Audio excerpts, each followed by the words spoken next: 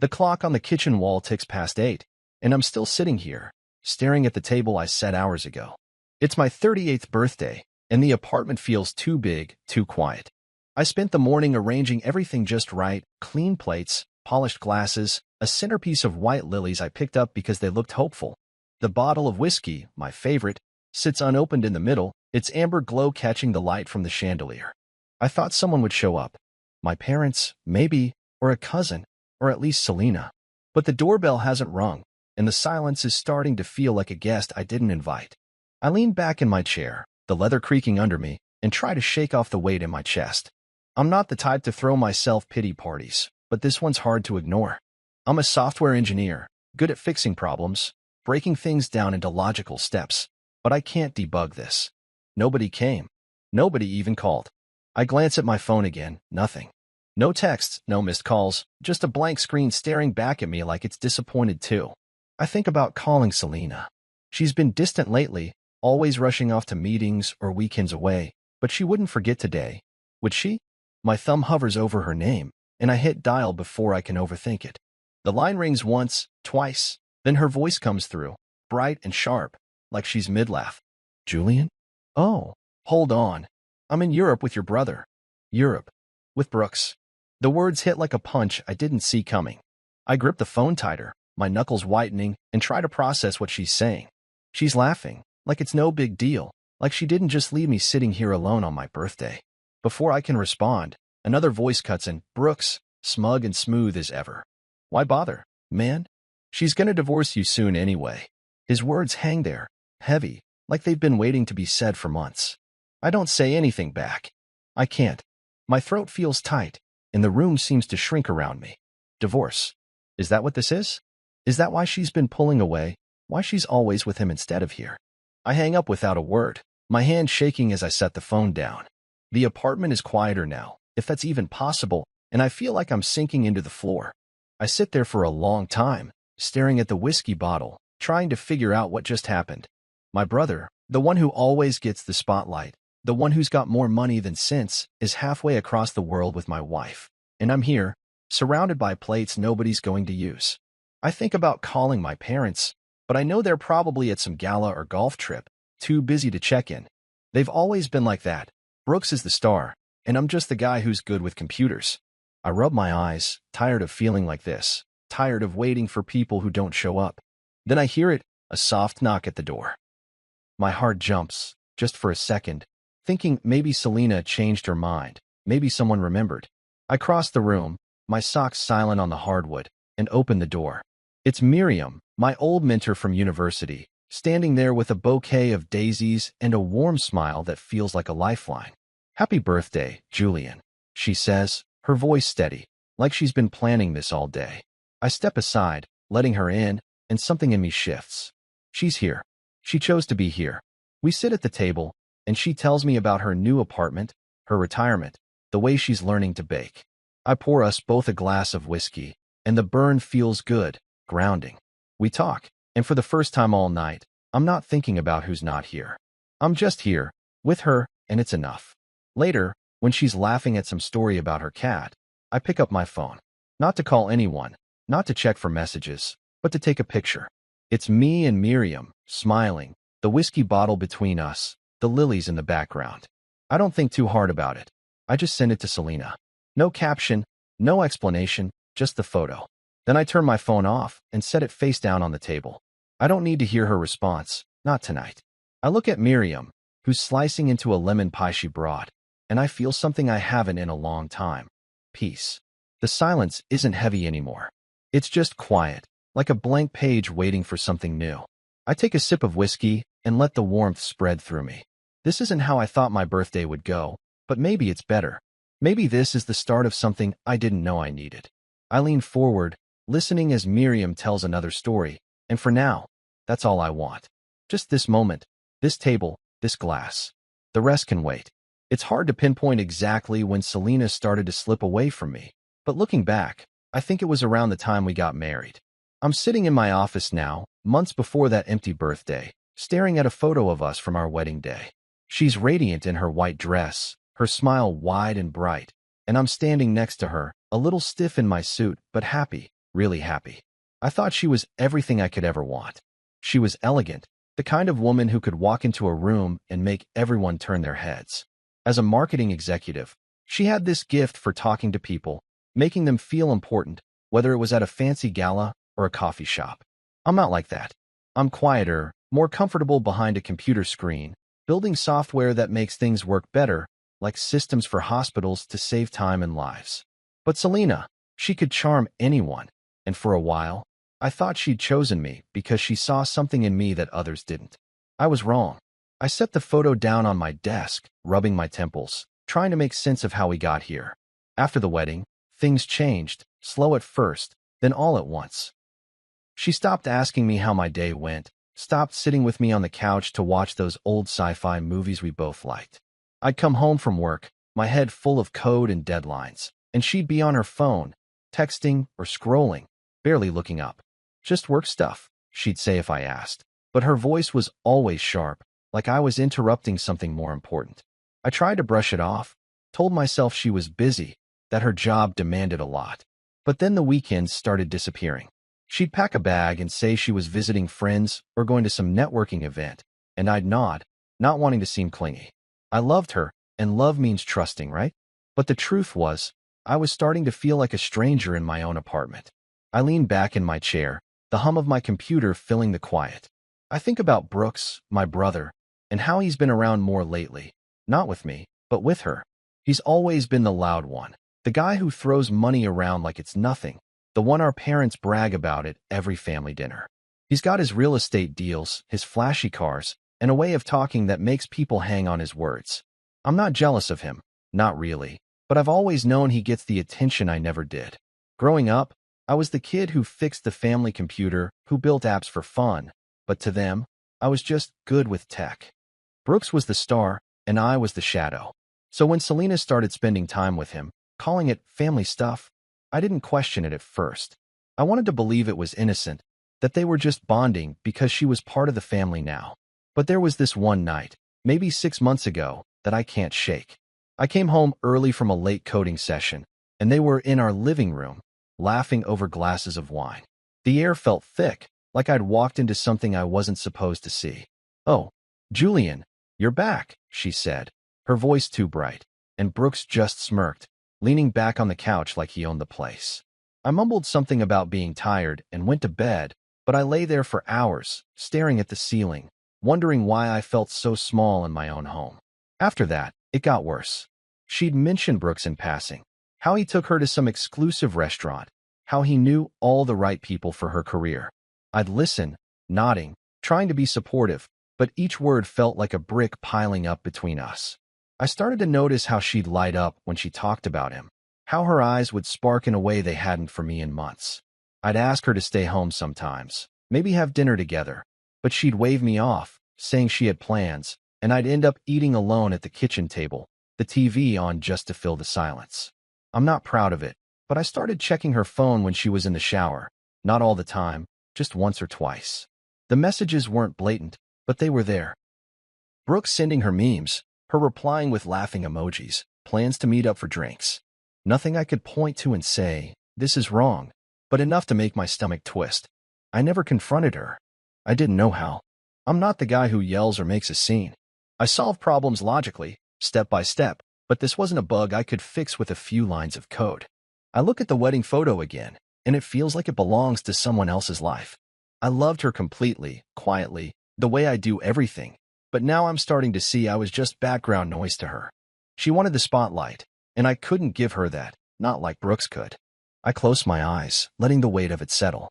I don't know what's coming, but I know I can't keep living like this, fading into the walls of my own story. I need to find a way to matter again, to myself if no one else. I'm sitting on the couch in my apartment, a week before my birthday, my laptop open but untouched on the coffee table. The screen's gone dark, reflecting my face back at me, and I barely recognize the guy staring back. Tired eyes, a jaw that's been clenched too long. I'm trying to focus on work, some new feature for the hospital software I've been building for years, but my mind keeps drifting to my family, to the way they've always made me feel like I'm not quite enough. It's not a new feeling, but tonight it's sharper, like a splinter I can't ignore. Nobody's reached out about my birthday. Not even a text to ask if I'm doing anything special. I keep checking my phone, hoping for something, a message from my mom, maybe, or my dad, but the screen stays empty. It's silly to care this much, I know. I'm 38, not a kid waiting for a party, but the silence feels personal, like they've all decided I'm not worth the effort. I lean back, rubbing my hands over my face, and let my thoughts wander to the past, to all the years I spent trying to fit into a family that never really saw me. Growing up, it was always about Brooks. He was the loud one, the charmer, the kid who'd talk his way out of trouble and get a pat on the back for it. I was the quiet one, the one who'd rather take apart a computer than toss a football. My parents didn't know what to do with me. He's just good with computers, my mom would say, like it was a hobby I'd grow out of, not a skill that could change lives. I didn't mind too much back then. I liked my world of circuits and code, where things made sense if you worked at them long enough. But it stung when they'd skip my science fairs to cheer at Brooks' soccer games, or when they'd brag about his latest business idea while I was in the next room, building software that kept emergency rooms running smoothly. I never said anything. I just kept working, kept proving myself in my own way, thinking maybe one day they'd notice. They didn't. I think about the last family dinner I went to, maybe a year ago. It was at some fancy restaurant Brooks picked, all glass walls and overpriced wine. My parents were there, beaming at him as he talked about his new condo development, throwing around numbers like they were confetti. I sat across from them, picking at my food, waiting for a chance to mention the award my team won for the hospital project. It never came. Every time I opened my mouth, Brooks would jump in with another story, and my parents would laugh or nod, hanging on his every word. Selena was there too, sitting next to me but not really with me, her eyes on him, her laugh a little too loud. I remember feeling like I was watching a play I wasn't cast in. By the end of the night, I'd barely said 10 words, and nobody noticed. I stopped going to those dinners after that.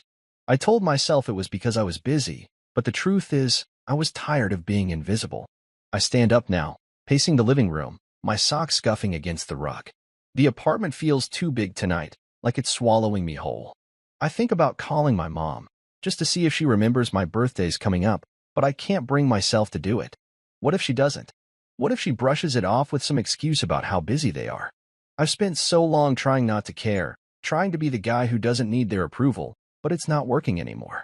Something inside me feels cracked, like a piece of glass that's still holding together but won't for much longer. I stop by the window, looking out at the city lights blinking in the dark. I wonder what it would be like to have a family that shows up, not just for the big moments but for the small ones too, like a birthday or a random Tuesday when you just need someone to listen. I've never had that.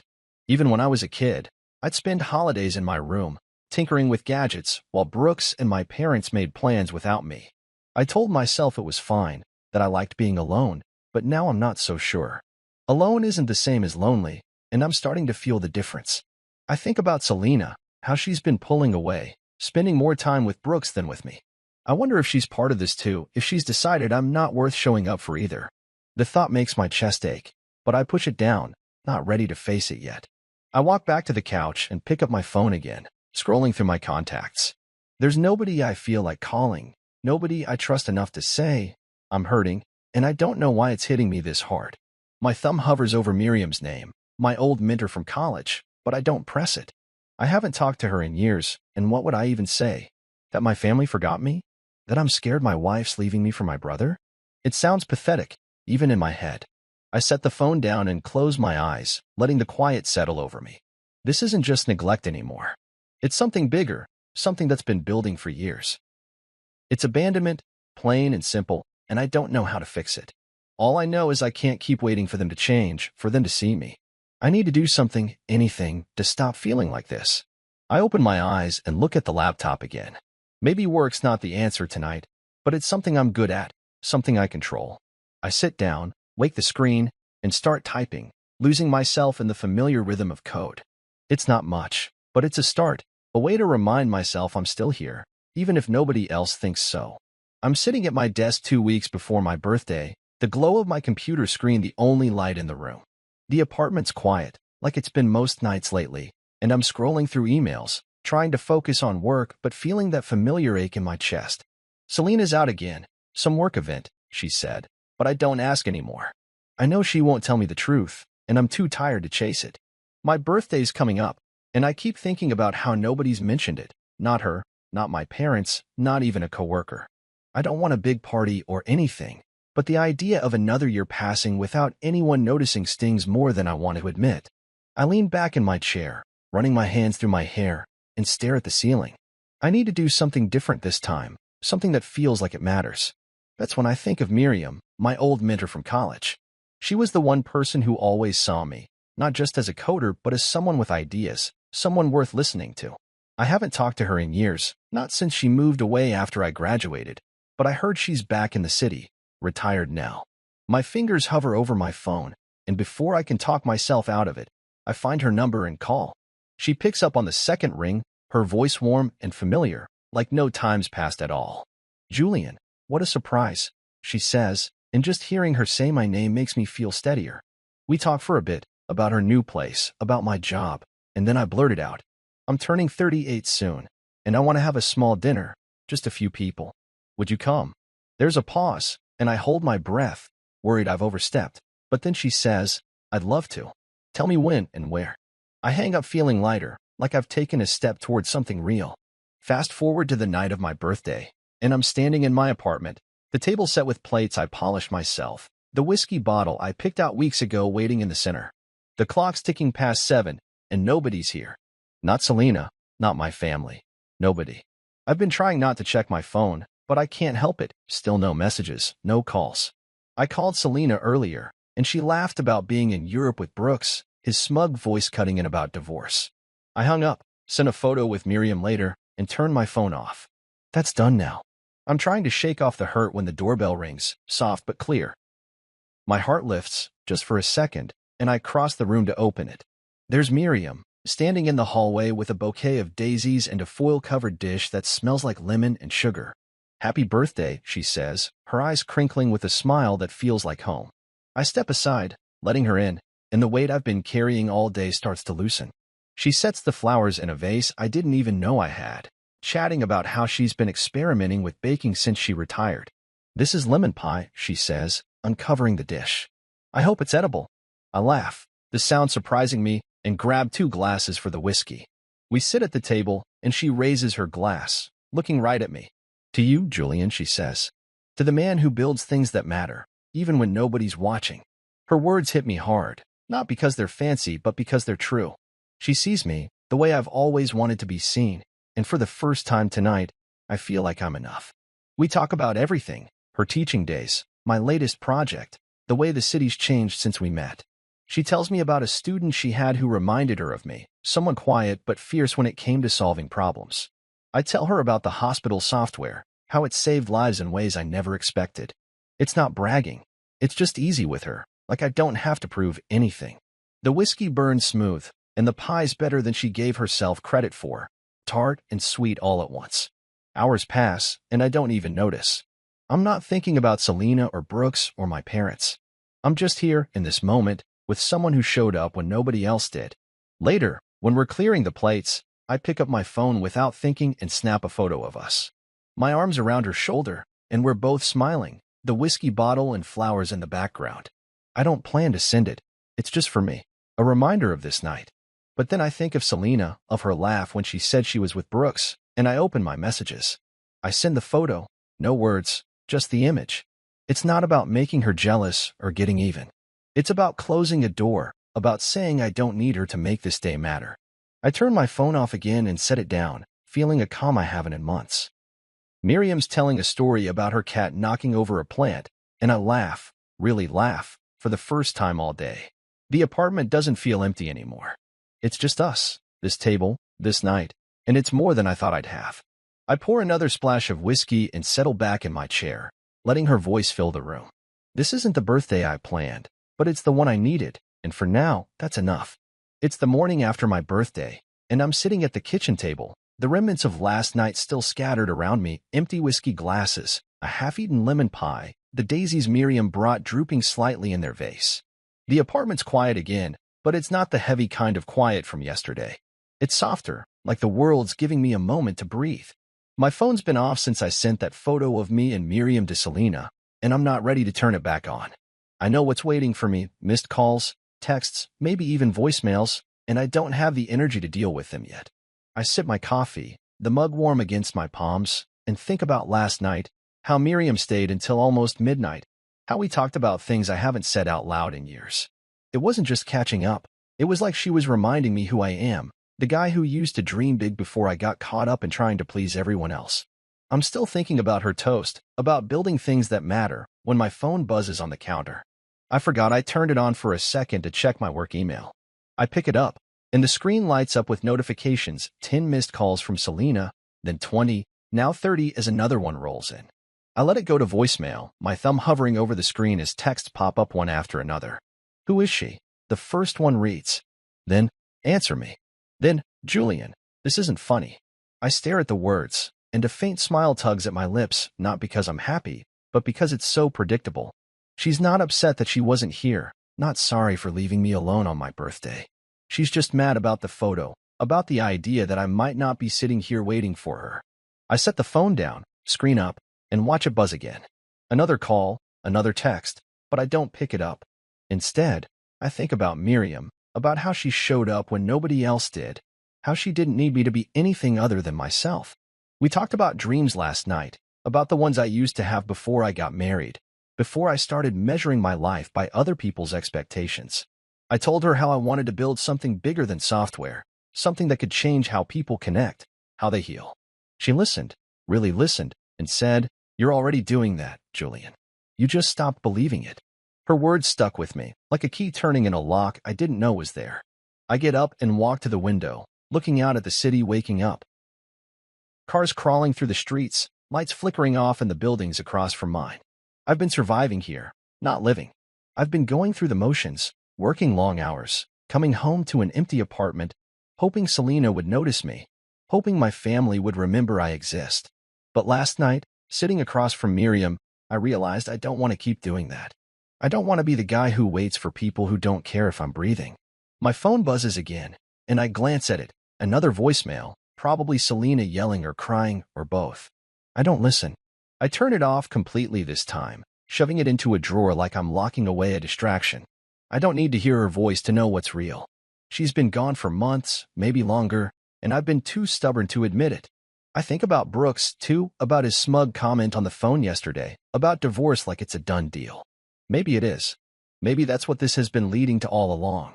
But if it's over, it's not going to be on their terms. It's going to be on mine. I walk back to the table, picking up the whiskey glasses and carrying them to the sink. The routine of washing them, drying them, putting them away feels grounding, like I'm clearing space for something new. I think about Miriam again, about how she talked about integrity last night, about how love isn't just a feeling, it's a choice, a commitment to show up even when it's hard. I haven't had that, not from Selena, not from my family. But I had it last night, in that small, warm moment with someone who didn't owe me anything but chose to be there anyway. I dry my hands and sit back down, staring at the pie. I cut myself a slice, even though it's barely 9 in the morning, and take a bite. The tartness wakes me up, and I smile, thinking of Miriam's laugh when she warned me it might not be perfect. It's better than perfect, it's honest. I eat slowly, letting my thoughts settle. I don't know what comes next, not exactly, but I know I can't stay here, in this apartment, in this life, waiting for things to change. I need to move, to build, to find people who see me the way Miriam does. I think about my work, about the software I've poured years into, about the lives it's touched without me ever taking credit. Maybe it's time to step out of the shadows, to stop hiding behind my code and start owning what I've done. I finish the pie and lean back, feeling a little steadier. The day's stretching out in front of me, and for the first time in a long time, it doesn't feel like something to survive. It feels like a chance to start over, to figure out what I want, not what I'm supposed to want. I don't need Selena's calls or Brooks' taunts or my parents' approval. I need me, my ideas, my strength, my choices. I stand up, grab my laptop, and open a new document. It's not code this time, just a blank page. I don't know what I'll write yet, but it feels right, like the first step towards something I can't name but know I need. The phone stays in the drawer, and the world stays out there. For now, it's just me, and that's enough. It's been a week since my birthday, and I'm standing in the middle of my apartment, surrounded by cardboard boxes I've been packing all morning. The place looks smaller somehow, stripped of the things that made it mine: books, framed photos, the coffee mug I always used. I'm moving out, not because I can't afford to stay, but because I can't keep living in a space that feels like a museum of a life I don't want anymore. Selena's still in Europe, hasn't been home since before my birthday, and I'm not waiting for her to come back. I'm done waiting for anyone. I tape up a box of clothes, my hands moving on autopilot, and think about the steps I've taken over the past few days. It started the morning after my birthday, when I turned my phone off and decided I needed to take control. I sat at my desk, made a list of what I needed to do, and got to work. First, I backed up all my essential tech projects, years of code, designs, everything I've built for the hospital software and beyond. It's all safe now, stored on a secure drive I keep in a lockbox. I don't know why it felt so urgent, but something told me to protect what's mine. Next, I went online and found a P.O. box in my name, somewhere nobody else knows about. I set up mail forwarding, so anything important, bills, work stuff, goes there instead of here. It's a small thing, but it feels like a clean break, like I'm cutting ties with this address, this life. The biggest step came yesterday, when I signed a lease on a new place in another city. It's a loft, old and rough around the edges, with exposed brick walls and a view of a river that glints in the mornings. I found it online, called the landlord, and drove out to see it the same day. Standing in that empty space, I could breathe easier, like the air was clearer there.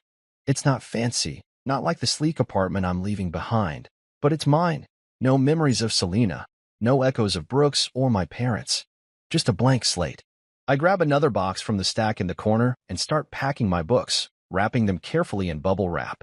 Each one feels like a piece of me, sci-fi novels I read in college, technical manuals I studied to get better at my job, a poetry collection Miriam gave me years ago. I pause, holding that last one, and smile, thinking of her. She texted me yesterday, just to check in, and I told her I was moving. Good for you, she wrote back. Build something new. That's what I'm trying to do, even if I'm not sure what it looks like yet. My phone's on the counter, still mostly off. I only turn it on for work or to call people I trust. Selena stopped blowing it up with texts, but I know she'll see the divorce papers soon. That's the other thing I did this week. I called Ira Delgado, a friend from college who's now a lawyer. We met for coffee a few days ago, and I told him everything. Selena's trips with Brooks, the way she's been pulling away, the birthday call where he talked about divorce like it was his idea. Ira listened, didn't judge, just nodded and said, "You want out? I'll make it clean." I told him I didn't want to fight, just a fair split, and he said he'd draw up the papers. They're ready now, sitting in an envelope on my desk, addressed to Selena at her office since I don't know where she's staying. I wrote a note to go with them, nothing angry or dramatic, just one line. You left long before I did. It's true, and saying it, even on paper, feels like letting go of something heavy. I carry a box to the door, stacking it with the others for the movers I hired. The logistics are simple.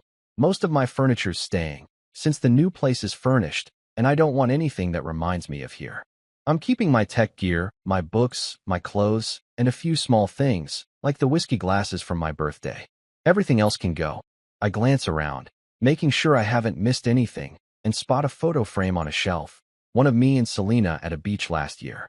I pick it up, studying her smile, and wonder when it stopped being real. I don't feel sad, not exactly, just distant, like I'm looking at someone else's life.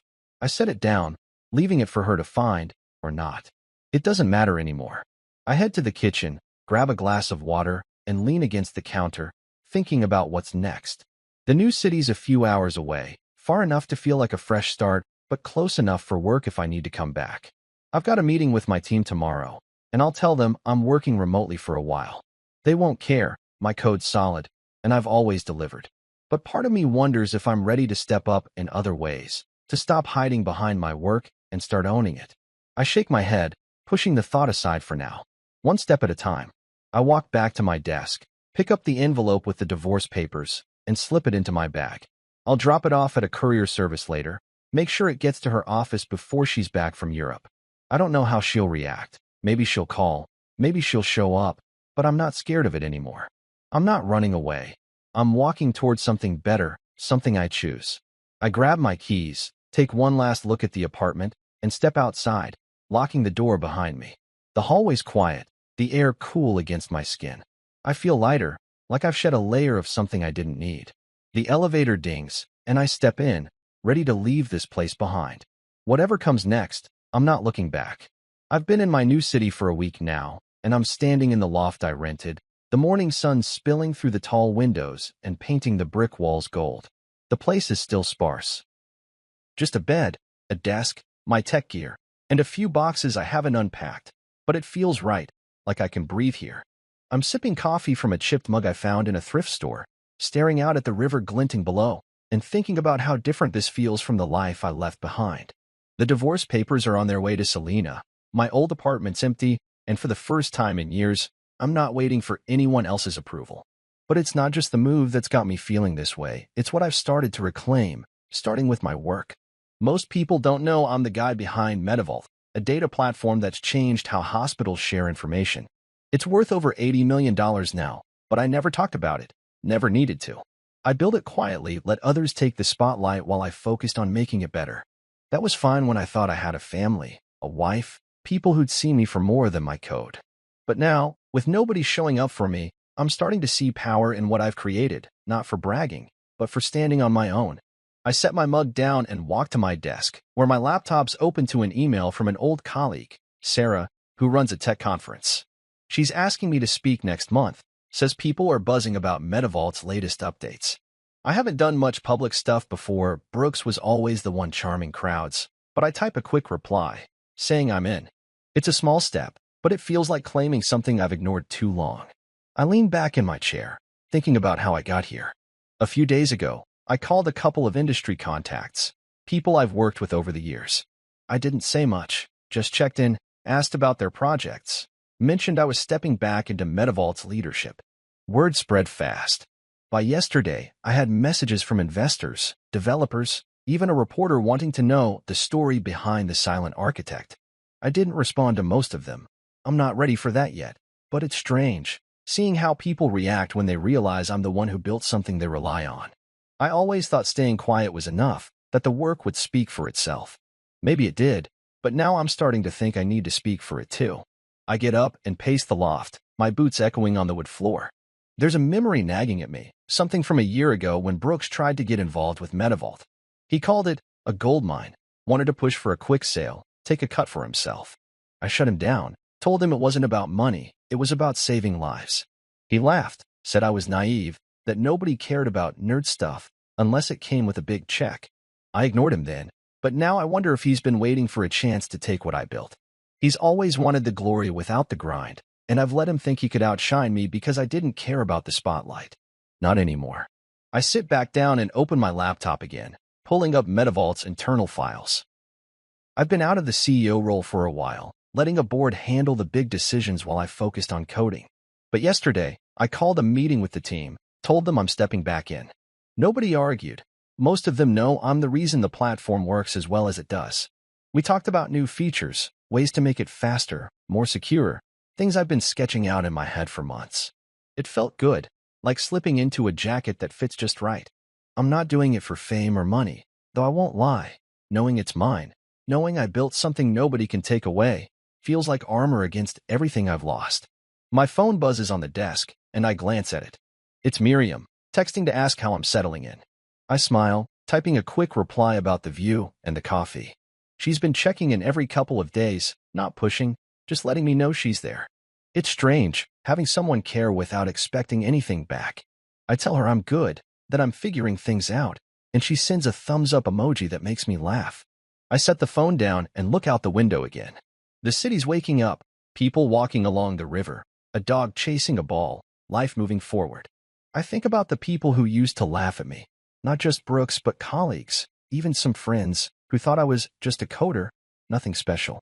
They're reaching out now, leaving voicemails, sending emails, acting like we've been close all along. I don't answer most of them. I don't need their validation. I needed it from my family, from Selena, but they didn't give it. And I'm done asking. What I need now is to keep building, not just software, but a life that feels like mine.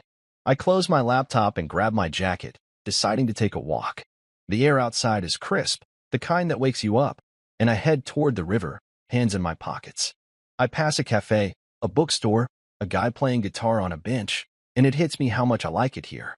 Nobody knows me, not as the guy who built MediVault, not as Brooks' brother or Selena's husband, just as me. I stop by the water, watching it ripple under the sun, and feel something settle in my chest. This is my city now, my work, my life. I've spent too long letting other people write my story, but I'm taking the pen back. Whatever comes next, meetings, speeches, maybe even facing Selena when she gets those papers, it's on my terms. I turn back toward the loft, ready to unpack another box, maybe call Sarah about that conference. The world's starting to see what I've built, but more than that, I'm starting to see it myself. I'm sitting in my loft, the late afternoon light filtering through the windows, casting long shadows across the brick walls. It's been a month since I moved here, and the place is starting to feel like home, books on shelves, a rug I picked up at a market, my tech gear humming quietly on the desk. I'm working on a new update for MetaVault, my fingers tapping out code, but my mind's half on the email I got this morning from Ira, my lawyer friend. He says Selena's back from Europe, and she's furious. The divorce papers hit her office yesterday, and she's already called him, demanding a meeting. I told Ira to handle it, to keep it clean, but I know she won't let this go quietly. I lean back in my chair, rubbing my eyes, and think about what's coming. I'm not scared, not exactly, just ready to close this chapter for good. My phone's been quiet since I changed my number, giving the new one only to people I trust, like Ira and Miriam. Selena doesn't have it, and neither does Brooks, which feels like a small victory. I heard from a mutual friend that she showed up at the old apartment last week, found it cleared out, my keys on the counter, and her access to our joint accounts cut off. I didn't freeze them out of spite. I just moved my money to a new bank, left her what was fair, and made sure she couldn't touch what's mine anymore. Ira says she's claiming I abandoned her, that she's entitled to half of everything, but he's confident she won't get far. I stand up, stretching my arms, and walk to the window, looking out at the river. I think about the prenup we signed before the wedding, something Ira insisted on back when I was too in love to think I'd need it. Selena laughed it off at the time, said it was just paperwork, but I'm glad I listened to him. It's clear now, she didn't expect me to walk away, didn't expect me to have a spine. I smile faintly, shaking my head. I've spent so long being the quiet one, the guy who fixes things without making a fuss, that she forgot I'm not a doormat. I head to the kitchen, grabbing a glass of water, and think about Brooks, too. He's been calling Ira's office, leaving messages, probably thinking he can bully his way into this. I haven't spoken to him since that birthday call, when he taunted me about divorce, and I don't plan to. But I did something last week I'm not entirely proud of, though it felt right. I've been digging through old MetaVault files, checking for loose ends, and found emails from Brooks to one of our board members, pushing for insider deals that looked shady. I didn't hesitate. I sent them anonymously to a contact at the SEC. I don't know what'll come of it, but if he's been playing dirty, he'll face the consequences without me having to say a word. I set the glass down and walk back to my desk, pulling up Ira's latest email. He's prepped for the property hearing next week, says he's got everything we need. Bank statements, the prenup, even security footage from our old apartment building. I didn't know about that last part until he mentioned it. Apparently, the cameras caught Selena leaving with Brooks for those weekend trips she always talked about, over and over, long before my birthday. It's not just proof of her being gone. It's proof she was never really there. I don't feel vindictive, just tired, like I'm finally seeing the truth I ignored for too long. I close the laptop and lean back, thinking about what Iris said about the hearing. Selena's going to push for spousal support, maybe even a chunk of MetaVault, but Ira's ready to shut it down. He says the prenup's ironclad, and the footage will make her claims look desperate. I told him I don't want to drag this out. I just want it done. If she walks away with nothing but her clothes and her pride, that's fine by me. She made her choices, and I'm not paying for them anymore. My mind drifts to Brooks again, to the rumors I've heard through industry friends. His real estate deals are starting to crumble, and word is the SEC's sniffing around. I don't know if it's because of what I sent, but part of me hopes it is. He spent years acting like he's untouchable, like I'm just his nerdy brother who'll never catch up. But I built something real, something that matters, and he can't take that away, no matter how loud he talks. I get up and pace the loft, feeling the wood floor creak under my boots. The hearing's going to be tough, not because I'm worried about losing, but because it'll mean facing her, maybe him too. I don't want to see their faces, don't want to hear their excuses. I just want to move on, to keep building this life I'm starting to like. I think about the conference I'm speaking at soon, about the new MetaVault features my team's rolling out. Those things matter, not because they're loud or flashy, but because they're mine, and they're good. I stop by the window again, watching the city settle into dusk. I feel a calm I didn't expect, like I'm standing on solid ground for the first time in years. Selena can rage, Brooks can squirm, but they don't get to write my story anymore. I'm not the guy who sits quietly while they take what they want. I'm the guy who built an empire nobody saw coming, and I'm not giving it up. I head back to my desk, grab my phone, and text Ira. Do what you need to. I'm ready. Then I set it down and look around the loft, my space, my life. Whatever happens at that hearing, I'm walking out free, and they can't touch that. I open my laptop again, not to work, but to pull up a photo from my birthday, the one with Miriam and me smiling. I don't need to prove anything to Selena or Brooks. I just need to keep being the guy in that picture, the one who's starting to believe in himself again. The sun's almost gone now, and the river's a dark ribbon below. I close the laptop and decide to call it a day. Tomorrow's another chance to build, and I'm not wasting it. I'm standing in my loft, the scent of fresh bread and roasted vegetables filling the air as I adjust the candles on the table.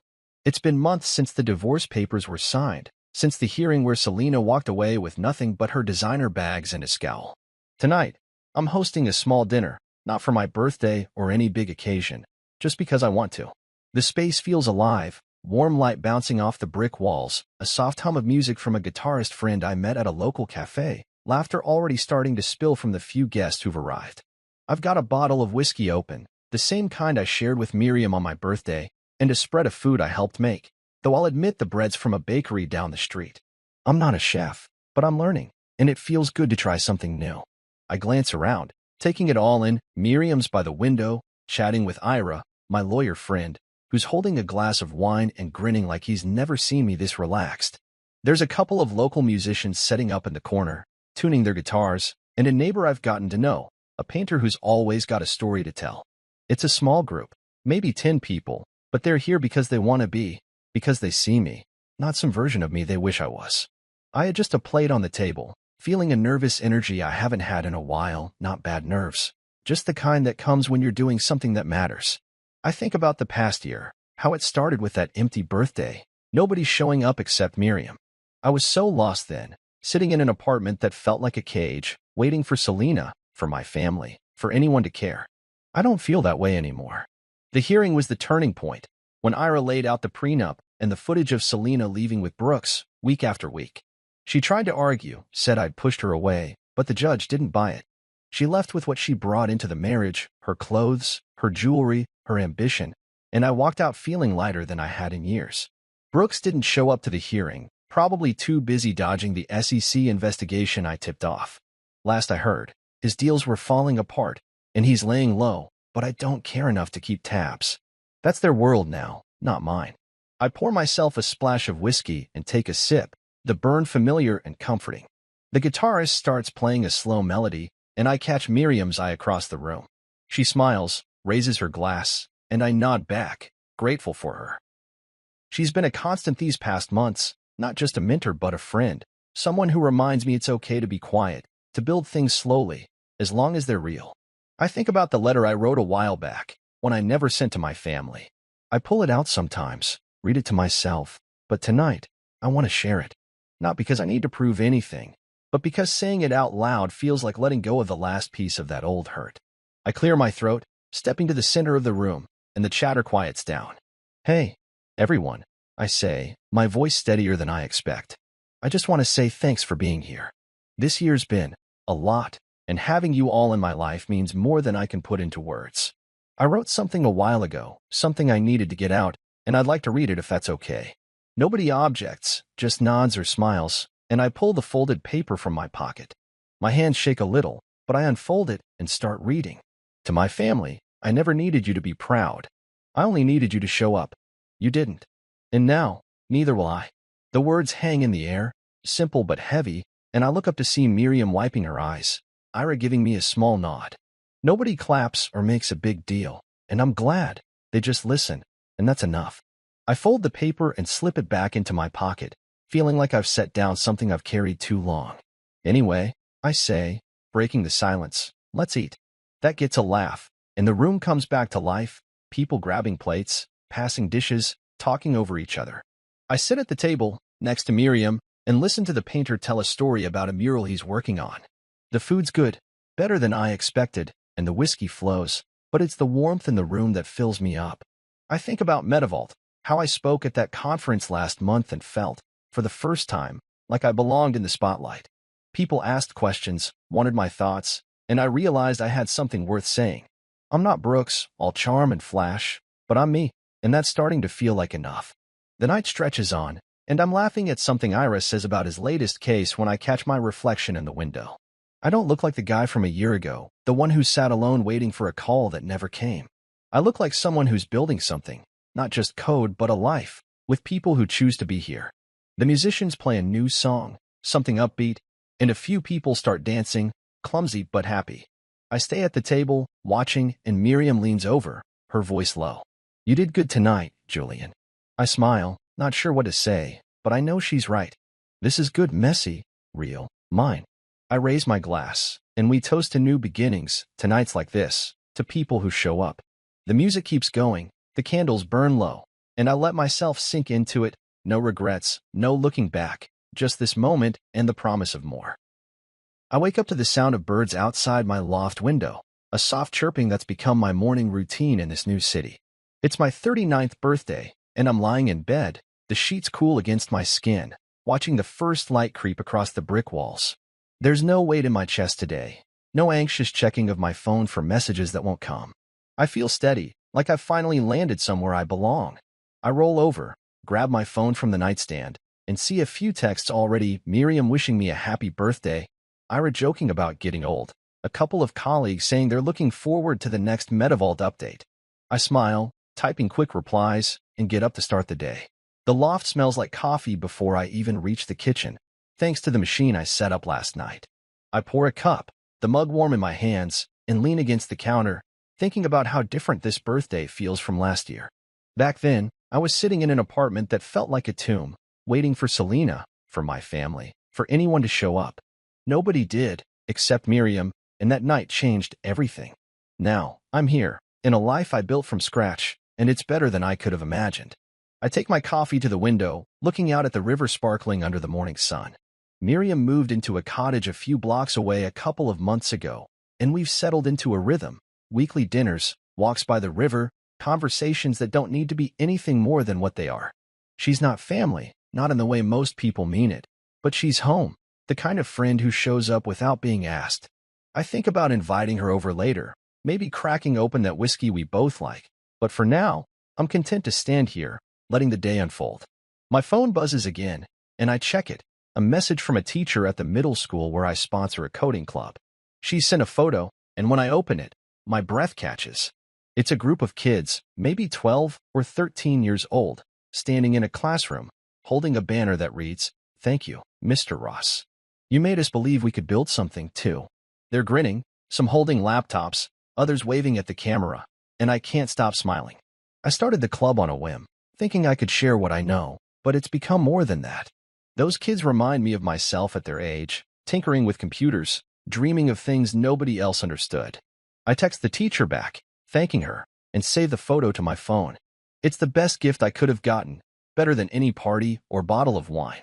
I set the phone down and head to my desk, where my laptop's waiting. I don't have any big plans today. No meetings, no deadlines, just a few ideas for Medivault I want to sketch out. The platform's growing faster than I expected, with hospitals across the country signing on, and I'm starting to mentor a few young developers who reached out after my conference talk. I don't feel like the silent architect anymore. I'm just me, doing what I love, and it's enough. I think about Selena for a moment, but it's fleeting, like a shadow passing over the sun. I haven't heard from her since the hearing, and I don't expect to. Last I heard, she moved to another city, chasing some new marketing job. Brooks is out of the picture too, tangled up in legal trouble after the SEC dug into his deals. My parents sent a card a while back, not for my birthday, just a generic note about keeping in touch. I didn't reply. I don't hate them, but I don't need them either. I've got people who show up, and that's more than I ever had before. I sip my coffee, letting the warmth spread through me, and think about the kids in that photo again.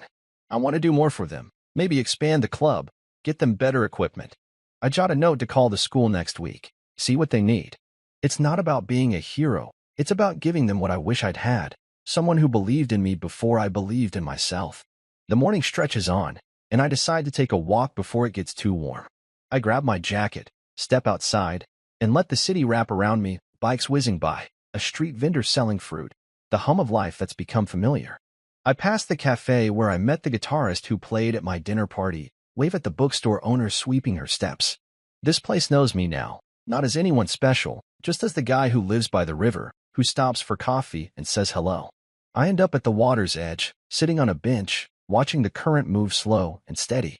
I think about Miriam's toast on my last birthday, about building things that matter. I'm doing that, not just with code, but with this life, friends, a community, a purpose that feels bigger than me.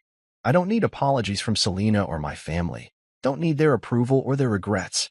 I've got what I need right here, in this moment, in the choices I make every day. My phone buzzes one more time, and it's Miriam again, asking if I'm free for dinner. I text back, telling her to come over, that I'll grab that whiskey and maybe some of that pie she's so good at making.